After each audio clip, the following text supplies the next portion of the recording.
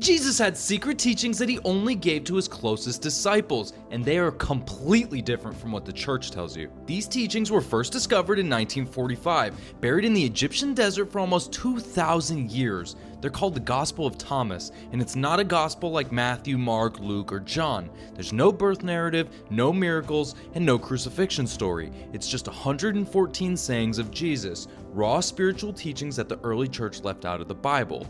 Why? Because these sayings reveal Jesus taught something more radical than what made it into the canon. He wasn't just offering salvation through faith, he was teaching direct mystical knowledge, the realization that the divine is already within you. Now let me give you the actual quotes. Let's start with saying number 3. The kingdom is within you and outside you. When you know yourselves, then you will be known, and you will understand that you are children of the living Father. This doesn't contradict the Bible, it actually adds depth. The outer teaching is that the kingdom is coming. Inner teaching is that it's already here, inside your consciousness. You don't wait for it, but you awaken to it. Now let's go on to saying 70. If you bring forth what is within you, what you have will save you. If you do not have that within you, what you do not have within you will kill you. Now Jesus is talking about spiritual awakening in this life, bringing forth your divine nature and becoming aware of who and what you truly are. Now if you realize this, you live spiritually alive. And if you remain unconscious to it, you live spiritually dead. Now this is about awareness and not really salvation after death. That still comes through Christ's sacrifice.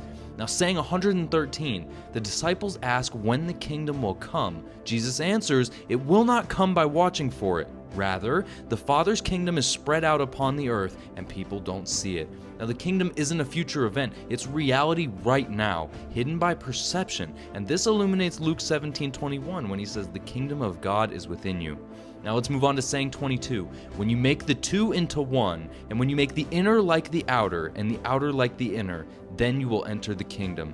Now this is all about the integration of opposites, transcending duality within consciousness. It echoes Galatians 3:28, but explains the spiritual mechanics behind it.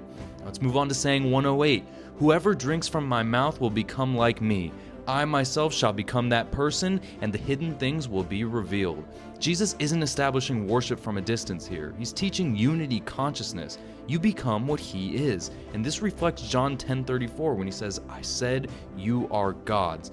Now here's what makes Thomas Gnostic, really. And it emphasizes knowing over believing, not intellectual knowledge, but gnosis, direct experiential realization of your divine nature.